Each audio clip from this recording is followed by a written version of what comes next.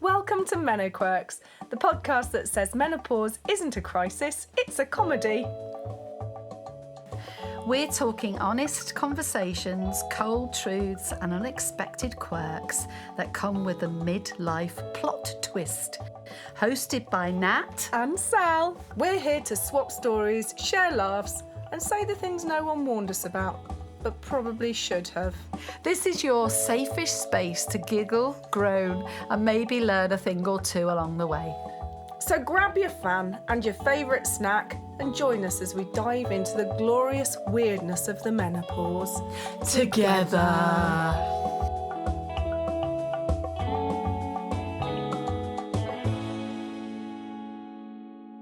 Hello, Esme. Hello. Would you like to tell us who you are and what you do? So I'm Esme Coss from Joyfully Well. I'm an empowerment coach and therapist, and I started doing these therapies to actually work with children, and then I realised that actually you need to help the parents, you need to help the adults, so now I help people of any age. So I've worked with 4-year-olds, I've worked with 86-year-olds, but I'm here today because we're dealing with emotions, big emotions that we may not have addressed throughout our lives, and I think at this stage in our life, if you haven't addressed those emotions, they come to the forefront to be addressed. So that was my next question. What drew you to menopause in particular? But I think you've answered that. Yeah, I think, and this is my personal opinion, but I think because hormones affect our emotions so much, you need a way of navigating them and managing them. But for me, like the PMS stage of your menstrual cycle, that's where all of my triggers come up, and some things that I feel fine with normally, I can't deal with at that period of time. But it's only for a short period of time, and then I'm okay with it all again. So we haven't had to deal with it head on. You're not addressing it. You think, oh, I'll feel fine in a few days, I won't address it. Yeah. And that's a vicious trap, I find. But then I think as hormones get more and more in control of your emotions, you get less of a break of where everything's okay, and you can just push it to one side and it becomes more to the forefront. So yes, I've helped 4-year-olds deal with their anxiety, and I've helped 86-year-olds that are too scared to leave the house. But they're more in control of their emotions hormonally than they are at this point in our life. This is where we need some kind of hack to control our emotions and release whatever it is that we've been putting to one side that hasn't been addressed. It feels to me like an initiation. We need to get to the next side, the other bit, to level up, we need to go through the fire, walk through the fire and face it all. Yeah.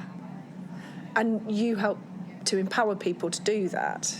Yes, absolutely. So I love working with people to help them clear the shit that they've accumulated over their life. But the beauty of using tapping, EFT tapping, is that anyone can do it. So I've taught a whole primary school of children how to do tapping for themselves because it's so simple, quick and easy.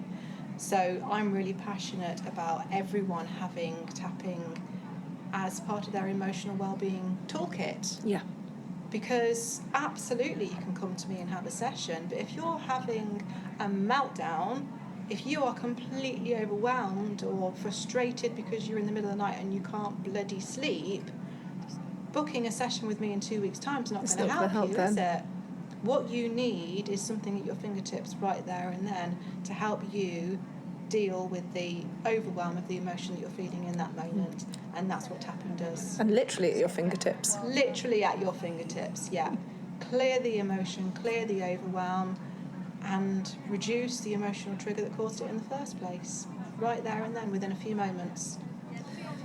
Do you recognise any myths surrounding menopause that you'd like to go, actually, this is a bit of a myth, let's bust it? For me, the thing that I hear the most is women saying, it comes out of nowhere. I remember my mum saying, I remember just bursting into tears in a shop once. It just came out of nowhere. There was no reason for it. There's always a reason. Something triggers you emotionally, something that you haven't dealt with, something you haven't addressed, and that's where tapping can come in. Whatever it is that you're feeling, even if you can't name the emotion, the feeling, whatever, if you just start tapping and just, say, even though I feel like shit right now, even though I can't cope, even though I'm completely overwhelmed, whatever it is, just start tapping, start calming the nervous system down, and it's helping you access your subconscious to actually see what is going on. There's a reason. There's always a reason. So for me, it's a myth of saying it comes out of nowhere. There's no reason for it. So we need to have some curiosity about where it has come from. Yeah. Because it's not magically manifested suddenly. Yeah, absolutely. There will be a trigger. Yeah. An environmental trigger. You might hear something, someone might say something that triggers you back to childhood, or the way that your father treated you, or there's something that triggers something within you, and that's where, like you say, you need to get curious. Become your own psychiatrist. How did that make you feel? Ask yourself, literally, tune into your body. How did that make me feel? I feel, and just start exploring that, speaking from the heart as you tap, and just see what comes up, because it can surprise you what actually comes up, and you don't realise that that's what's going on under the surface because you normally avoid it. I guess that's really fulfilling to help people explore that and watch them find out about themselves. Massively. You think that you know yourself better than anyone, but actually the people around us can actually tell us things about ourselves that we don't realise that's what we do, or that's how we react in certain situations. But yes, if you get curious and you can link things together, like I was just saying in my talk, how I made myself stop cleaning because I had really tense jaw, it was hurting, and I'm like, this is ridiculous, it's my day off, I've got no plans, why am I tense, why am I stressed, why am I cleaning the house like a mad woman? So I stopped, I tuned into my body, and I tapped, and within 2 minutes I'm in floods of tears saying, it's because my dad never approved of me, it's because I was never enough. How can you piece tension in your jaw to not being enough? Now, it's not like at the end of each day I'm like, Dad, by the way, today I cleaned the bathrooms, I baked a cake and I mopped the floors, aren't I a good girl? It's not to do with my dad anymore. No. That belief's within me, that driver that says you must do more, keep going, keep pushing, because you're not enough. If you could only give a person one piece of advice about, in your experience, what is the most important thing to understand about this change in life, about the menopause, what would you say? I would say you're not broken, you're not crazy. Get curious about what's coming up for you emotionally. It's not being done to you. These are things that you've held, that you've repressed, that actually need addressing right now.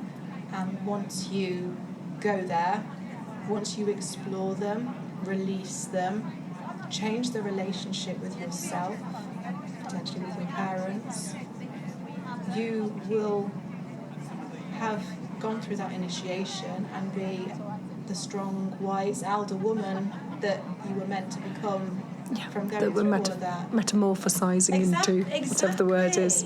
Exactly, but you have to shed that old version of yourself, all those disempowering beliefs, and until you can become that beautiful butterfly that was always within you, but it was shrouded in these negative beliefs and all these emotions that you've held in from your experiences and your programs. Yeah. Beautiful. Where can people find you?